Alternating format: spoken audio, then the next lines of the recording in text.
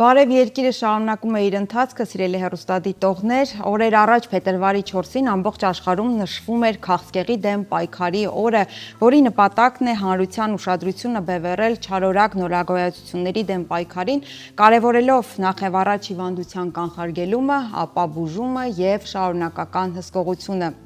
Այս թեմայի շուրջ ենք այսօր զրուցելու մեր հյուրի հետ, ով Աջափնյակ բժշկական կենտրոնի բժիշկ ուռուցքաբան Ջուլիանա Կոստանյանն է։ Բարի լույս։ Բարի լույս։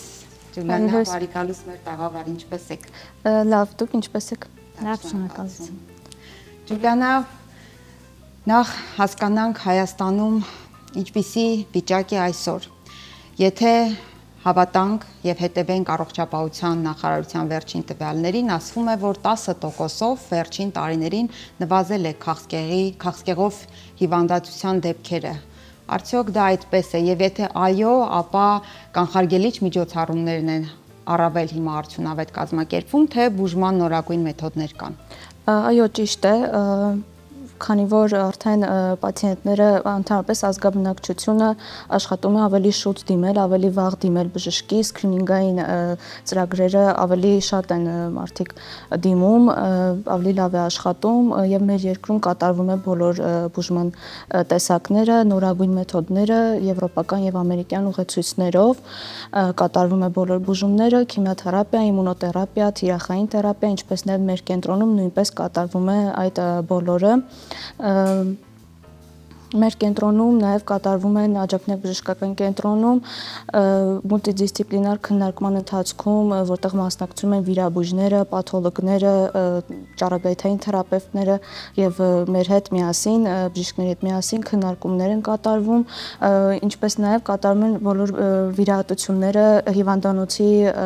տնօրենի ղեկավարությամբ, որին մասնակցում են օնկոուրոլոգներ, օնկոգինեկոլոգներ են մասնակցում, բոլոր մասնագետները ներգրաված են, ինչպես նաև գործում է եւ պետպատվերի շրջանակներում եւ ապահովագրության շրջանակներում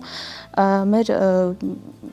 նպատակն է մարդկանց հասցնել այն միտքը, որ սկրինինգները եւ վաղ հայտնաբերումը դա վախենալու չէ գնալ հետազոտության, պետք է ժամանակին հետազոտվել, որովհետեւ ավելի վախենալու է, երբ որ չեն իմանում,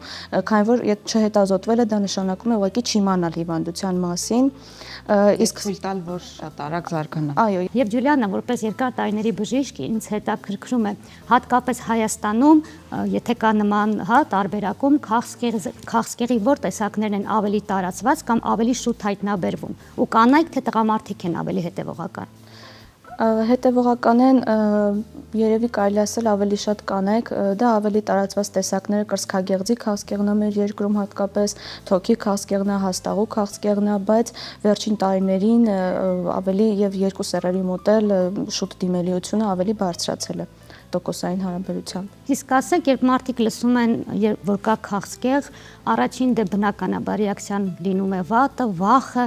ինչպես պետք է բժիշկը հայտնի կամ ինչպես պետք է ընտանիքի անդամները տրամադրված լինեն, որպեսզի հենց այն մարդու մոտ արդեն հայտնաբերվել է, ավելի հեշտ ճանապարհ անցնի ու ավելի հաղթողի տրամաբանությամբ մտնի այդ ուղին։ Ներկայացնելուց, քանի որ արդեն վերջին տարիներին մենք ունենք ավելի մեծ հաղթանակներ քաղցկեղի բուժման բնագավառում, բուժումները վաղ հայտնաբերումը ավելի լավ կանխատեսում է ապահովում, իսկ որոշ դեպքերում, տարածված դեպքերում հիմա արդեն հնարավորություն է տալիս, որպեսզի հիվանդությունը դառնա քրոնիկ բնույթի ու պացիենտները, ինչպես նաև մեր երկրում, կարան երկար տարիներ բուժումներ ստանան կամ բուժումները ստանալուց հետո երկար տարիներ ունենան լավ որակի կյանք։ Շատ հաճախ լսում ենք այսպես կարգախոսի նման, որ քաղցկեղը դատավճիռ չէ, կարևոր է ժամանակին կանխարգելել եւ արդյունավետ այդ բուժման կուրսը սկսել։ Ու թեև շատ է խոսվում առողջ ապրելակերպի մասին, այն բոլոր միջոցառումների մասին, որոնք կարող են օգնել լինել ավելի առողջ, օգնել, որպեսզի այդ քաղցկեղածին բջիջները իրենց գլուխը չբարձրացնեն, այսպես ասած, բայց երբեք ավելորդ չէ կրկին բժշկի շուրթերից լսել բոլոր այդ միջոցառումների մասին եւ որոնք են դրանք։ Առողջ ապրելակերպը միանշանակ անգամ ապացուցված է, որ առողջ ապրելակերպը կարող է որոշ ձևով կանխարգելել, այսինքն ակտիվ ֆիզիկական աշխատանքները, ակտիվ կյանքը, գործոններն են, վնասակար գործոններից ծխելը, ալկոհոլը, որոնք պետք է միշտ մարդիկ նկատի ունենան, որ դրանք շատ վտանգավոր են եւ շատ բարձրացնում են տոկոսայնությունը, ինչպես նաեւ կա նաեւ գենետիկ նախատրամադրվածություն, բայց այդ բոլոր գործոնների արկայությունը չի նշանակում, որ պարտադիր մարդը հիվանդանալու է։ Հատկապես որ ներողություն ասում են հիմա գենետիկ նախատրամադրվածությունը ամենավերջին տեղում է, այո։ Այո, սակայն դա նույնպես ամեն օր նոր բաներ են բացահայտվում, շատ արագ զարգացում է ապրումը այդ ոլորտը, այդ բնագավառը օնկոլոգիայում եւ ինչպես նաեւ կան բուժումներ, թիրախային բուժումներ, որոնք նույնպես ամեն օր շատ մեծ զարգացում են ապրում։ Եթե չեմ սխալվում, հատկապես այն մարդկանց մոտ, ում մոտ գենետիկ տրամադրվածությունը կա, վախը շատ է եւ հոգեպես արդեն հիվանդության մոտեցումը, արդեն դժվարացնում է։ Այս դեպքում որպես մասնագետ ինչ խորհուրդ կտաք, որովհետեւ ինչպես յուրաքանչյուր, այդպես էլ հատկապես այս հիվանդության կամ խնդրի դեպքում ամենաառաջնայինը հոգեբանական տրամադրվածությունն է հիվանդի առաջին հերթին, որ բժիշկը կարողանա նրան օգնել։ Ինչպես է այս դեպքերում վերաբերմունք ցույց տալիս։ Ճիշտ է, ավելի մանրամասն բացատրել է, որպեսզի մարդը հասկանա, թե ինչ կարա լինի եւ ինչ չի կարա լինի, որովհետեւ այդ ամեն ինչը, ինչպես ասացի, 100%-անոց չի ասում, որ պետքա հաստատ իր մոտ լինի այդ խնդիրը, եթե իր հարազատներից որը մեկի մոտ եղել է եւ կա ժառանգական գործոն, այդ ամեն ինչին պետք է շատ մանրամասն բացատրություն տալ, որպեսզի մարդիկ լավ կարողանան հասկանալ, ինչքան հնարավոր է մատչելի ձևով բացատրել, որպեսզի իրենք գիտակցեն եւ արդեն ախտորոշումից հետո էլ եւ պացիենտին եւ պացիենտի հարազատներին շատ մանրամասն պետք է բացատրել, որպեսզի իրենք հասկանան եւ լավ կողմերը եւ վատ կողմերը, ինչի սпасել եւ ինչի չսпасել, որովհետեւ տեղեկացված պացիենտը ավելի գիտակցորեն է գնում բուժումներին եւ ավելի գիտակցորեն ձևով է կատարում իր բոլոր առաջադրանքները, որը տալիս է բժիշկը որպես follow-up եւ ընթացքում բուժումների։ Իսկ դուք որպես բժշկուհի կիսում եք այն միտքը, որ հնարավորինս պետք է պացիենտը շարունակի իր բնականon կյանքով ապրել, չէ՞ որ կան դեպքեր, երբ մարդը ամբողջությամբ կտրվում է իրականությունից, կենտրոնանում միայն խնդրի վրա, դուք ինչպես եք այս հարցին մոտենում եւ հորդորում եք արդյոք, եթե ֆիզիկապես իհարկե այն խնդիրը չէ, որ չկարողանա, հորդորում եք արդյոք մնալ նույն կենսակերպի մեջ, նույն շփման, նույն տրամադրության աշխատանքի մեջ։ Այո, միանշանակ, ցավոք կան բուժման տեսակներ, որոնք ավելի ծանր են ընթանում, այդ դեպքում պացիենտը ուղղակի ֆիզիկապես չի կարող, բայց մնացած բոլոր դեպքերում մենք հորդորում ենք միշտ շարունակել բնականon կյանքը, կան պացիենտներ, ովքեր գնում են աշխատանքի հենց բուժում ստանալուց հետո, կան պացիենտներ, որոնք շատ լավ են տանում ամբողջ բուժումների ընթացքը, այդտեղ նաև կա օրգանիզմի առանձնահատկություն, բայց մեր հորդորն է հնարավորության սահմաններում շարունակել նույն բնականon ձևով ապրել։ Ջուլիանա, վերջերս կարդացի, որ արհեստական բանականությամբ ստեղծվել է մի մամոգրաֆիկ սարք, որը թույլ է տալիս հետազոտության ընթացքում դեռ տարիներ առաջ հայտնաբերել, կանխագուշակել, այսպես ասած, որ գուցե 4-5 տարի հետո ձևավորվի քաղցկեղ։ Նախ իսկապես հնարավոր է այդպիսի բան, թե ոչ, եւ եթե դա լինի հնարավոր եւ դա բացահայտվի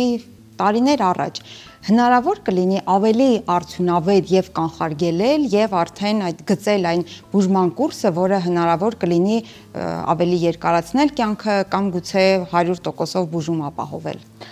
Դա շատ լավ կլինի, որ գործի նման հնարավորություն, որովհետև վաղ հայտնաբերումը ավելի լավ կանխատեսում է ապահովում եւ վաղ հայտնաբերման դեպքում երբեմն բուժման միակ տարբերակը դա միայն վիրահատությունն է։ Նրանց հետո ուղղակի հսկողություն։ Հնարավոր է արդյոք ինչպես հարցում արդեն հնչեց։ Շատ հնարավոր է, քանի որ անընդհատ զարգանում է բժշկությունը, չի բացառվում, որ նման հնարավորություն նույնպես ստեղծվի մի օր։ Եվ Ջուլիանա, մի այսպիսի հարց, ավելի սթրեսակայուն են կանայք թե տղամարդիկ եւ ովքեր են լուրը ավելի այսպես ամուր նյարդերով ու կամքով բուժվելու, հա։ Ավելի կանայք, ես կարծում եմ։ Բայց ստանում է տղամարդիկ չլռում են ուղղակի դրա համար։ Լռում են դրա համար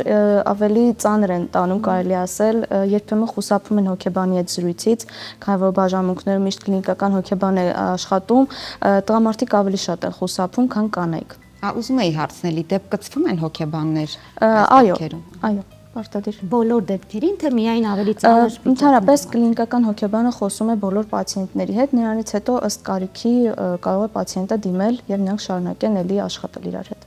Նա պացիենտն է որոշում ուզում է շարունակել։ Առաջին անգամ պարտադիր, որից հետո արդեն ըստ կարիքի։ Շնորհակալություն Ջուլիանա հետաքրքիր զրույցի համար,